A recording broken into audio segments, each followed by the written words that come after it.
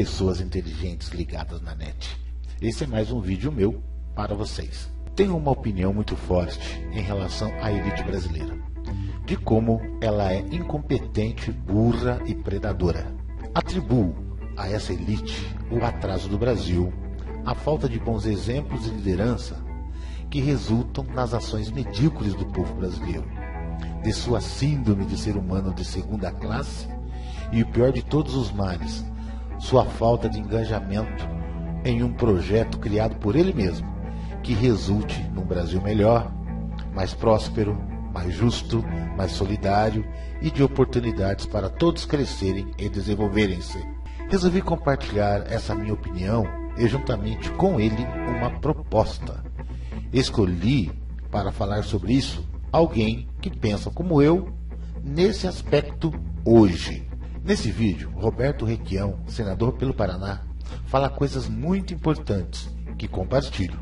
Assista o vídeo e deixe o seu comentário. E muito obrigado por estar no meu canal. Uma tarde muito interessante a de hoje, presidente Paim. Eu ouvi aqui a visão clara do líder do PSDB, senador Aloysio Nunes, logo depois confrontado com os dados da senadora Gleisi Hoffmann sobre a política econômica e economia do Brasil. Na verdade, são irmãos siameses do mesmo neoliberalismo, gêmeos univitelinos de uma única proposta. Tendo a oportunidade de usar a tribuna agora, quero tentar, pelo menos para isso vou me esforçar, senador Ferraço, para ser na tribuna do Senado o intérprete da voz das ruas. Como diria o Fernando Henrique Cardoso, a voz rouca das ruas, que, a meu ver, não é hoje, em termos de condução da economia brasileira, nem a voz do PSDB e muito menos a do PT, que depois de um período de prática do desenvolvimentismo no início do governo da presidente Dilma, descamba para soluções e concessões neoliberais. Como acontece, senador Aníbal Diniz, de 2 em 2 anos, nesse 2014, teremos eleições. É o exercício do que Max Weber chamava de dominação legítima, que se ancora, entre outras coisas, em instituições representativas ou hipoteticamente representativas, como as eleições. Quer dizer, de 2 em 2 anos, legitimamos o predomínio dos interesses de classe de uma minoria sobre os interesses de classe de uma amplíssima maioria. E isso, senador Paim, é o que se chama hoje de democracia. Os estudiosos da democracia relativizam o governo do povo dos gregos, inventores do sistema, já que havia barreiras à participação universal nas decisões. E cá é diferente. Os filtros, os embaraços de ordem econômica, social, midiática e mesmo institucionais são tantos que não é possível validar as eleições de vereador ao presidente da República como autenticamente representativas, isentas de vícios. A liberdade para que o capital financie partidos e candidatos quase que ilimitadamente. Por exemplo, vemos hoje que 71% das verbas do PT vêm das empresas privadas. E o PT hoje é o recordista em aportes de recursos dos empreiteiros e dos bancos no Brasil. A liberdade para que o capital financie partidos e candidatos quase que ilimitadamente. A partidarização da mídia empresarial, de quem seria tolo, ingênuo, exigir isenção ou mesmo informações honestas. A atuação de tribunais eleitorais, cujas decisões nem sempre são imparciais e justas, A demagogia, a falta de escrúpulos, a manipulação e a fraude representada por um bom número de candidaturas, isto tudo e um tanto mais, conspurca e distorce o resultado da chamada grande festa democrática que pretendem sejam as eleições. No entanto, o que se destaca sobretudo é a ausência de um debate inteligente, criativo, incitador e mobilizador da sociedade, em consequência, a falta de uma proposta revolucionária, senador Paim, transformadora para o nosso país. O que, na essência, distingue as candidaturas até agora postas? O quê? Não saberia dizer.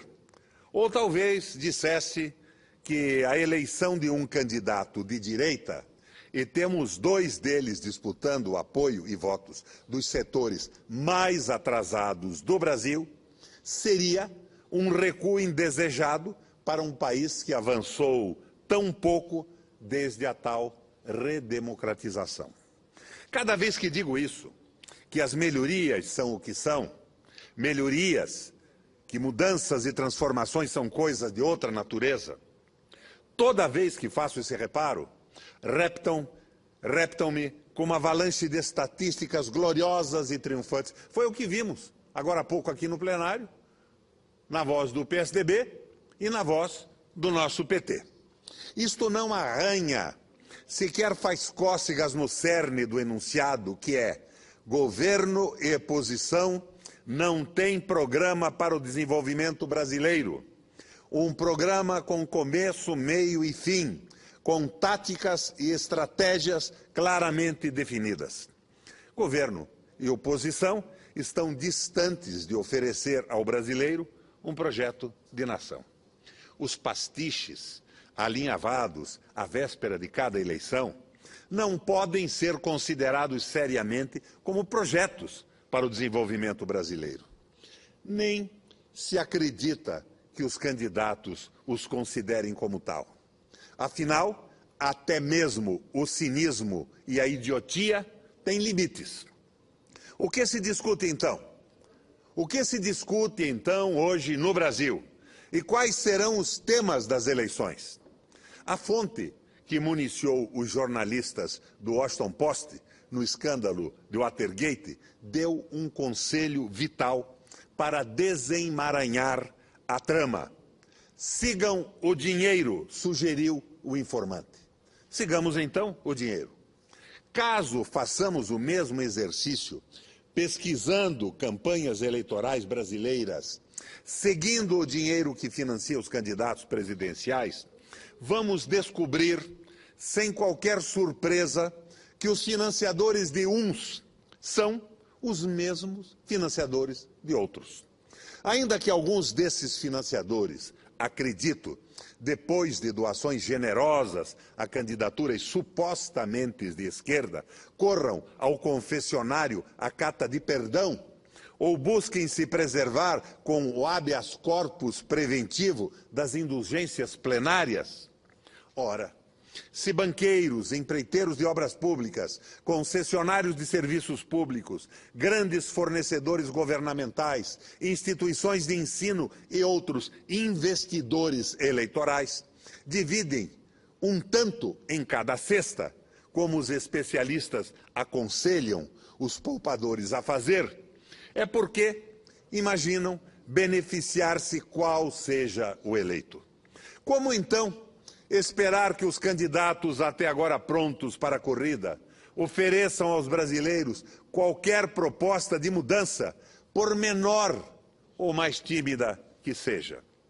É claro, para a totalidade dos grandes financiadores eleitorais, melhor fosse a vitória de um candidato francamente, desabridamente neoliberal, que exterminasse a política de aumento real do salário mínimo, elevasse os juros, privatizasse ou concedesse o que sobrou de estatal, colocasse freio nas gastanças sociais, fizesse uma nova reforma da Previdência, dilatando a idade para a aposentadoria. Enfim, o receituário todo que os rapazes e as moças do Globo, Globo News, Manhattan Connection, CBN, Folha e Estadão recomendam dia sim e outro também. Ah, sim. Que desse um jeito no preço das passagens aéreas, que ninguém mais aguenta acotovelar-se com pobreza nos aeroportos. Aeroporto ou rodoviária? É a pergunta indignada da classe média. Enfim, se os concorrentes anunciados não se distinguem quanto aos chamados pressupostos da política econômica, é o caso dos brasileiros tão simplesmente curvarem-se a esse destino manifesto do atraso e da dependência?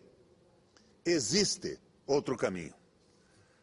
Apenas os medíocres, os fronteiriços, a esquerda que se deixou sequestrar pelo neoliberalismo, os arrependidos ou apóstata dos sonhos revolucionários podem se conformar e enquadrar-se a tal unanimidade.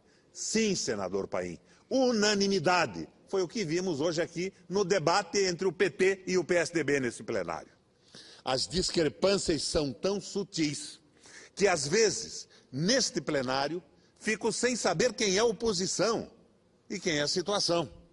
Esse baralhamento, com frequência, arranca ciúmes de um e de outro lado, cada qual reivindicando a autoria, a invenção deste ou daquele malefício ao país. Existe outro caminho.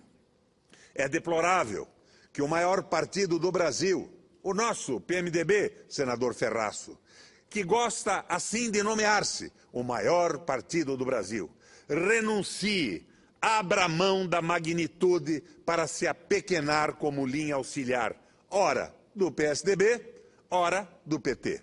O pretexto patriótico, altruísta, é a tal governabilidade. Ora, vão contar outra para os brasileiros que esta governabilidade já não engana mais ninguém.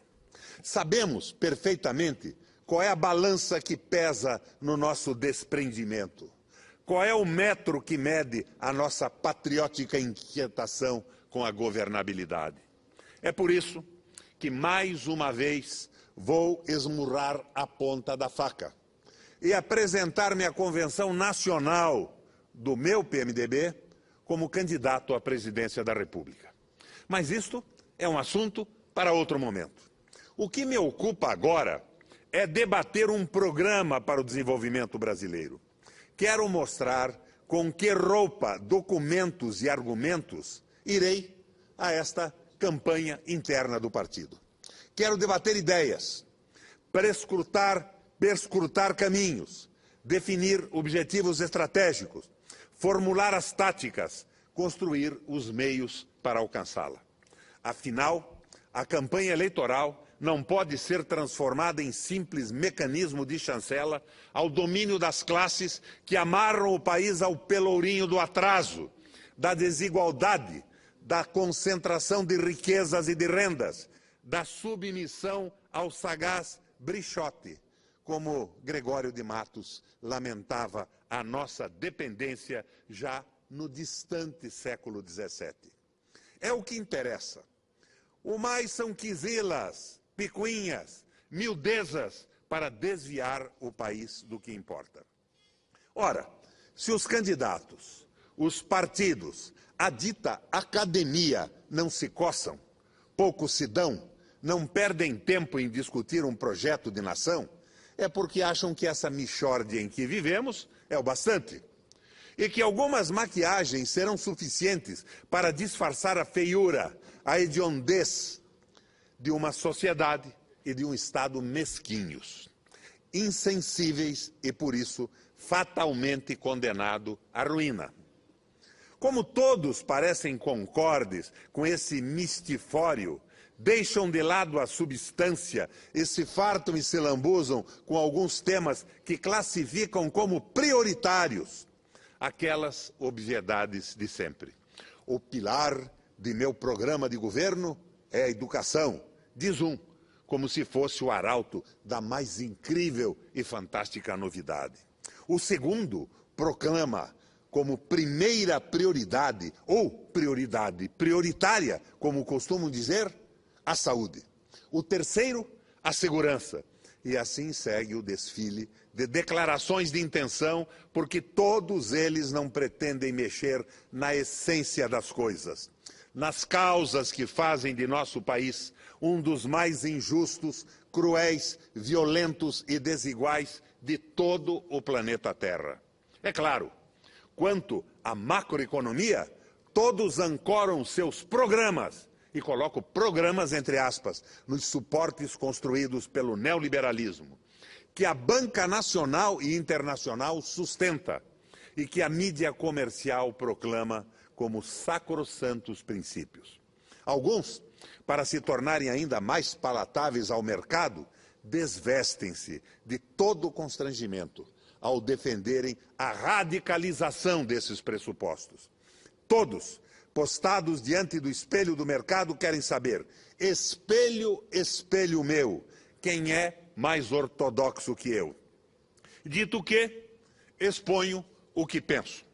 Parto da seguinte condicionante: sem que se faça uma verdadeira revolução no Brasil, continuaremos firmemente de braços dados com atraso e inevitável corolário, revolução no sentido estrito rigoroso da palavra. A ideia de Hegel de que a violência dá luz à história, concepção de que Marx escoimou o veso fatalista e dicotômico, sempre teve uma leitura parcialíssima de parte das classes dominantes. Quando a violência é um recurso para a imposição de seus interesses de classe, ela é legítima. Mas quando os dominados reagem, a violência torna-se espúria, maldita, condenável. Assim, quando se fala em revolução, para transmitir a noção da radicalidade, da extensão e alcance das transformações propostas, os conservadores ouriçam-se e esconjuram as mudanças como subversão da ordem natural das coisas. Todas as tentativas, ao longo de nossa história, de civilizar o Brasil, de fazê-lo menos atrasado, menos cruel com seu povo, menos injusto com os mais pobres, mais generoso e atencioso com seus jovens, solidário com os mais velhos, fracassaram. Ou não é um fracasso, senador Aníbal Diniz, constatar que o Brasil é o vice-campeão mundial da concentração de terras? Que 1% de proprietários rurais detém em torno de 46% de todas as terras, e que 4.800.000 famílias de sem terras, meeiros, parceiros, proceiros, vivam em propriedades com menos de 5 hectares. Não seria também um fracasso, na tentativa de estabelecer uma sociedade minimamente equitativa, harmoniosa, o fato de que somente 5.000 clãs brasileiros, não mais do que 20.000 pessoas, apropiem-se de 45% de toda a riqueza e renda nacional, com o restante sendo repartidos entre 51 milhões de famílias ou 200 milhões de pessoas. Nesse mesmo sentido, não seria um retumbante e redondíssimo fracasso o fato de que a distância entre o menor e o maior salário pago no país chegue a quase 2.000 vezes? Que os assalariados paguem mais imposto de renda que os multimilionários? Que os pequenos empresários paguem mais impostos que os bancos? Que nunca prosperou nesse país a cobrança de impostos sobre grandes fortunas, como é praxe em qualquer democracia ocidental? Que um punhado de brasileiros mantenha mais de R$1 trilhão em paraísos fiscais? Até o final deste ano, 50.000 brasileiros vão ser assassinados, boa parte deles negros e pobres, abatidos na periferia das grandes cidades pelas polícias militares e grupos de extermínio. Até o final do ano, outros 50.000 brasileiros vão morrer em acidentes de trânsito, parte deles trabalhadores atropelados entre o ir e vir ao trabalho. Não é isso também um doloroso e indesculpável fracasso? É para contrapor essas iniquidades que se propõe uma verdadeira revolução no nosso país. Como parte desse processo de transformações, é preciso que se dê início à implantação de uma política macroeconômica alternativa ao neoliberalismo, articulada com medidas sociais que levem à redução dessa realidade de violência, crueldade e opressão, de insensibilidade social. A proposta que queremos debater é a seguinte: primeiro, planejamento público centralizado, impositivo para o setor público e indicativo para o setor privado. Segundo, criação de um sistema bancário público como instrumento de execução do planejamento impositivo e indicativo. Terceiro, criação de um sistema de empresas públicas estratégicas com capacidade de execução do planejamento básico e capacidade de incitar e puxar as empresas privadas. Quarto, política fiscal monetária anticíclica, pela qual a dívida pública seja efetivamente um dispositivo do desenvolvimento. Quinto, atuação no câmbio, para assegurar uma taxa ligeiramente favorável às exportações, como, aliás, faz a China hoje. Sexto, a articulação desses 5 itens com metas de aumento da renda per capita, redução da desigualdade, mediante políticas sociais específicas e o estabelecimento de imposto de renda realmente progressivo, a partir, por exemplo, de uma renda mensal de R$10.000.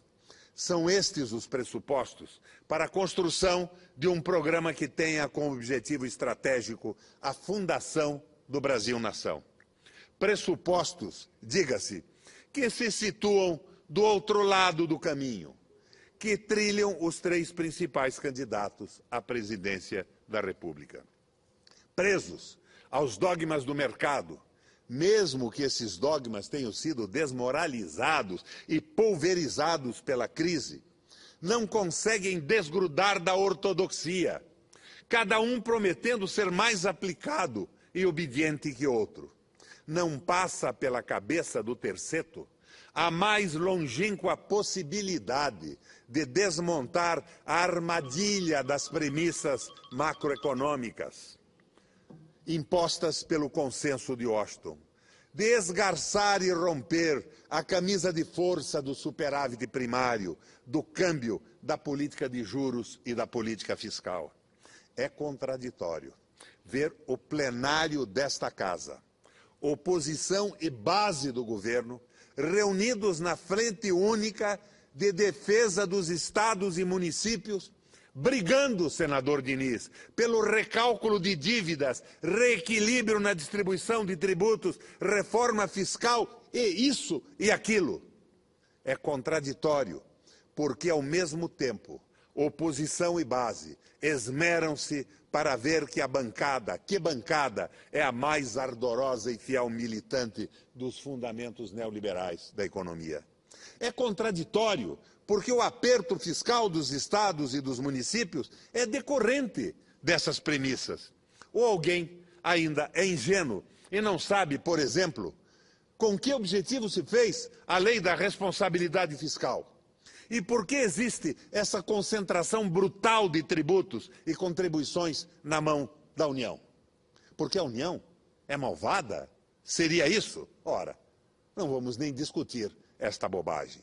Pasquale Cipro Neto, o nosso atento gramático, dia desses, deixou de lado os solecismos, os galicismos e outros vícios e erros de linguagem para soltar um grito angustiado diante da realidade nacional. Disse o professor: a barbárie brasileira não tem fim. O Brasil vive de improvisos, como se o país não fosse, por si só, um caótico improviso. Palavras duras de um brasileiro normalmente tranquilo, gentil, cordial. Palavras duras amargas, mas ajustadas a um país cuja elite, de que fazemos parte, recusa, de forma metódica, teimosa e burra, fazer do Brasil uma nação. Uma nação para o contentamento e o bem-estar de todos, e não, como é hoje, mero espaço para alguns poucos se lucupletarem, se empanturrarem. 20 mil pessoas apropriam-se de 45% de toda a riqueza e renda nacional, enquanto 200 milhões de brasileiros se atropelam para dividir o restante.